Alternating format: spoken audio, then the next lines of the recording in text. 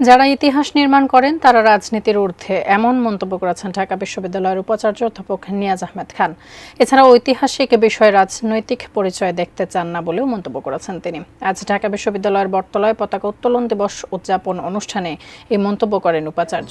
এছাড়া জাতিকে অস্থিতিশীল করার প্রচেষ্টা রুখতে এবং দেশের স্বার্থ রক্ষায় সবাইকে ঐক্যবদ্ধ থাকার আহ্বানও জানান তিনি। অনুষ্ঠানের সকল ষড়যন্ত্র রুখতে পারস্পরিক সহযোগিতার এবং সহমর্মিতার অনুরোধ জানান বক্তারা। 1971 সাল এবং তার পরবর্তী সকল গণ আন্দোলনের বীর শহীদদের স্মরণ করেন বক্তারা। 1971 সালের 2রা মার্চ ঢাকা বিশ্ববিদ্যালয়ের বটতলায় স্বাধীন বাংলাদেশের প্রথম মানচিত্র খচিত পতাকা উত্তোলনের দিন এবং দীর্ঘ 9 মাস রক্তক্ষয়ী যুদ্ধের গৌরবোজ্জ্বল ইতিহাসকে স্মরণ করতে ঢাকা বিশ্ববিদ্যালয়ে পতাকা উত্তোলন দিবস পালিত হয়।